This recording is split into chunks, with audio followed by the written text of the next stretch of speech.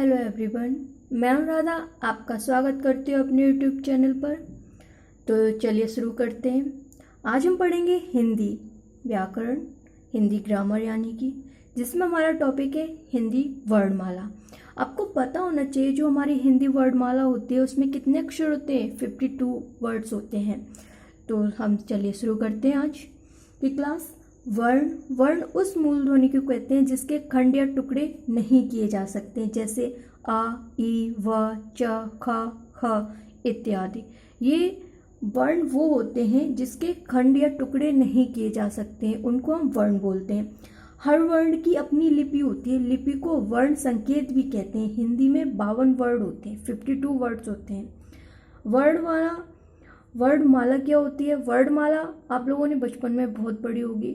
वर्णों के समूह को वर्णमाला कहते हैं। जो वर्णों का समूह होता है उसको हम वर्णमाला कहते हैं। प्रत्येक भाषा की अपनी वर्णमाला होती है, जैसे कि हिंदी की आ, का, ख, ग ये सारी, और इंग्लिश में ए, बी, सी, डी, ई इत्यादि। ये सारी अपनी अपनी भाषाओं में अपनी अपनी वर्णमाला होती है। अब वर्ण के भेद कितने होते हैं? जो हमारी वर्ण होते हैं उसके वर्ण के भेद कितने होते हैं? वर्ण के भेद 2 प्रकार के होते हैं। कौन से होते हैं? स्वर और व्यंजन, वॉवेल्स और कंसोनेंट। अब आपको पता है स्वर और व्यंजन, चलिए अब आपको मैं इनके बारे में बताती हूँ।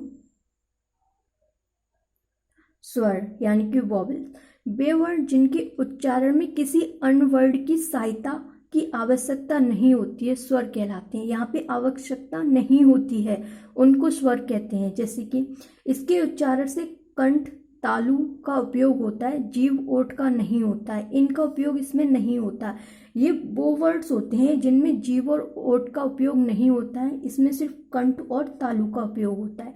जैसे ये संख्या में 11 होते हैं। जो वॉवेल्स होते हैं वो 11 होते हैं। कौन कौन से? आ, ई, उ, रिस, ए, ऐ, ओ, औ। ये 11 वर्ड्स हैं जो कि वॉवेल्स होते हैं। इनको बोलने के लिए हमें कंठ और तालु का उपयोग करना होता है, जीव और ओठ का नहीं करना होता है। ये आप ध्यान रखेंगे। अब मूल स्वर के 3 भेद होते हैं। मूल स्वर इसके भी 3 भेद होते हैं। ये क्या होते हैं? हर्ष स्वर, दीर्घ स्वर और विलुप्त स्वर। ये तीनों बहुत इंपॉर्टेंट है, आपको पता होना चाहिए। जो हर्ष स्वर होते हैं वो कौन से होते हैं? 4 होते हैं, आ, उ और ऋष। ये 4 वर्ड होते हैं, ये हर्ष स्वर होते हैं। और दीर्घ स्वर 7 होते हैं, आ, ई, उ, ए, ऐ, ओ, औ। ये होते हैं जो 7 होते हैं, दीर्घ स्वर होते हैं। और विलुप्त स्वर सुनो, राम, ओम, जो कि साइलेंट होते हैं, जो मतलब हम बोलते हैं जैसे सुनो, इसमें ये चीज साइलेंट आ जाती है पीछे। इसमें राम ये साइलेंट है बीच में, इसको बोलते हैं विलुप्त स्वर। जैसे कि आप यहाँ देख सकते हैं, कितना आसानी से समझ में आ रहा होगा आप लोग को। अब ये 2 वर्ड होते हैं, ये 11 तो हो गए हमारे वॉवेल्स यानी कि स्वर। अब ये होते हैं हमारे 2 वर्ड अंग है, इनका अयोगवाह कहलाते हैं। इन्हें क्या कहते हैं? अयोगवाह कहलाते हैं। वर्णमाला में इनका स्वरों के बाद और व्यंजनों से पहले उपयोग होता है। अंगहा का अनुस्वार तथा अंगह को विसर्ग कहा जाता है। आप लोग ये ध्यान रखें, बहुत इंपॉर्टेंट है। इन दोनों वर्ड्स को पूछ लिया जाता है, इन्हें क्या बोलते हैं? इसको बोलते हैं अनुस्वार और इसको बोलते हैं विसर्ग। तो चलिए हम आगे बढ़ते हैं। अनुनासिक क्या होती है? जो ये चंद्र बिंदु होती है ना, ये आप लगाते हैं, इसको बोलते हैं। ऐसे स्वरों का उच्चारण नाक और मुंह से होता है और उच्चारण में लघुता रहती है, जैसे गांव, दांत, आंगन इत्यादि। ये वर्ड्स होते हैं, ये अनुनासिक होते हैं। अब अनुस्वार क्या होते हैं? ये स्वर के बाद आने वाले व्यंजन हैं जिनकी ध्वनि नाक से निकलती, जैसे अंगूर, अंगद, कंकन इत्यादि। ये व्यंजन जिनकी ध्वनि नाक से निकलती है अनुस्वार कहलाते हैं। अब चलिए आगे की। अब विसर्ग क्या होते हैं?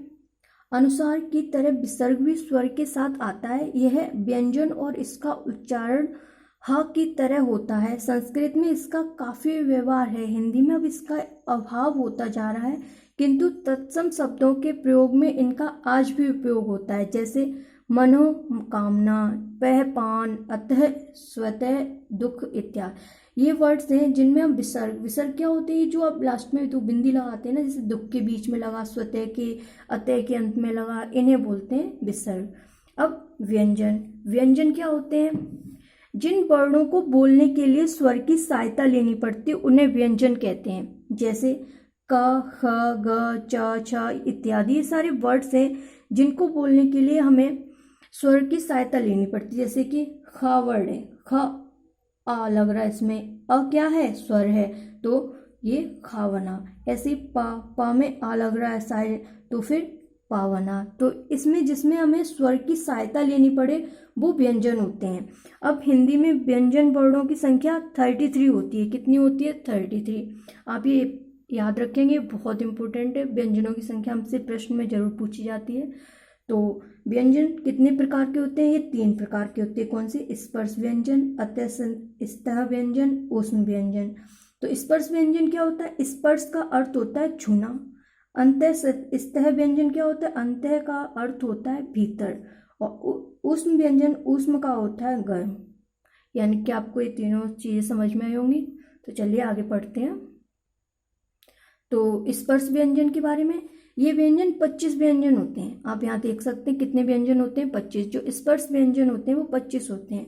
जैसे का वर्ग होता है का, खा, गा, घा, ये कंठ का स्पर्श करते हैं। जब इनको हम बोलते हैं तो ये कंठ क्या स्पर्श करते हैं। चा वर्ग चा, छ, जा, झ, या, ये तालु का स्पर्श करते हैं। टा वर्ग टा, ठा, डा, डा, डा, और ये मूर्धा का स्पर्श करते हैं। ता वर्ग ता, था, धा, ना, ये दांतों का स्पर्श करते हैं। पा वर्ग पा, फा, वा, वा, ये ओठों का स्पर्श करते हैं। अब आगे अंतस्थ व्यंजन, ये व्यंजन 4 होते हैं। य, र, ल, व, ये अर्ध स्वर होते हैं। उस व्यंजन, ये व्यंजन भी 4 होते हैं। श, श, श, ह। अब अल्पप्राण, अल्पप्राण क्या होता है? जिन वर्णों के उच्चारण में वायु की मात्रा कम होती है वे अल्पप्राण कहलाते हैं। आप देख सकते हैं प्रत्येक वर्ग का पहला, तीसरा और 5वां वर्ग अल्पप्राण व्यंजन होता है। जैसे कि जो हमारा पहला वर्ग है वो क, ग, ण, और तीसरा और 5वां, यानी कि ये सारे वर्ड्स हैं ये हमारे अल्पप्राण होते हैं। आगे अंतस्थ यार अलावा भी अल्पप्राण ही होते हैं। जो अंतस्थ व्यंजन होते हैं, जैसे कि यहाँ पे आप देख सकते हैं, यह भी अल्पप्राण ही होते हैं। महाप्राण, महाप्राण क्या होते हैं? जिन वर्णों के उच्चारण में वायु की मात्रा अधिक होती है वे महाप्राण कहलाते हैं। प्रत्येक वर्ग का दूसरा और चौथा वर्ण तथा समस्त ऊष्म वर्ण महाप्राण होते हैं। जैसे ख, ग, झ, या, ये सारे वर्ड यहाँ पे आप देख सकते हैं, ये सारे वर्ड महाप्राण है और ये सारे वर्ड अल्पप्राण है। आपको ऑप्शन में, रीजनिंग में ये क्वेश्चन आ जाता है। जैसे ऑप्शन में आपको ये 4 वर्ड दे दिए, यानी कि ये 3 दे दिए, एक इसमें से दे दिया, तो आपसे पूछ लेगा कि इसमें से अल्पप्राण और महाप्राण कौन सा है। तो आगे चलते हैं, आगे पढ़ते हैं हम। अब संयुक्त व्यंजन, संयुक्त व्यंजन, जो व्यंजन 2 या 2 से अधिक व्यंजनों के मेल से बनते हैं वे संयुक्त व्यंजन कहलाते हैं। यानी कि 2 या 2 से अधिक व्यंजनों के मेल से बनते हैं। ये संख्या में 4 होते हैं। ये चारों वर्ड होते हैं, ये हमारे संयुक्त व्यंजन होते हैं, क्योंकि ये 3 वर्णों से मिलके बने। देखो आप देख सकते हैं यहाँ पे 3 वर्णों से मिलके बने, तब यहाँ पे ये 4 वर्ड मिल पाए। ये कुछ एग्जाम्पल्स हैं, आप देख सकते हैं। तो संयुक्त व्यंजन। अब आगे पढ़ते हैं। घोष व्यंजन। आई होप आपको समझ में आ रहा हो। अगर आपको हमारा वीडियो अच्छा लग रहा है तो प्लीज़ लाइक कीजिए, शेयर कीजिए। घोष व्यंजन, प्रत्येक वर्ग का तीसरा, चौथा और 5वां वर्ण सारे स्वर्ण वर्ण घोष व्यंजन कहलाते हैं। यानी कि या, रा, ला, वा और हा, ये सारे वर्ड्स हैं, ये घोष व्यंजन होते हैं। अब अघोष व्यंजन क्या होते हैं? प्रत्येक वर्ग का पहला, दूसरा और वर्ण और अघोष व्यंजन कहलाता है। जो वर्ग का पहला और दूसरा वर्ण होता है वो अघोष होता है। जैसे कि यहाँ पे ये सारे वर्ड्स, ये हमारे वर्ग का पहला और दूसरा वर्ण है, तो ये सारे हमारे अघोष व्यंजन हैं, आप देख सकते हैं। तो आज के लिए इतना ही। अगर आपको हमारा वीडियो अच्छा लगा तो हमारे चैनल को सब्सक्राइब कीजिए, वीडियो लाइक कीजिए और बेल आइकन दबाइए। Thank you for watching.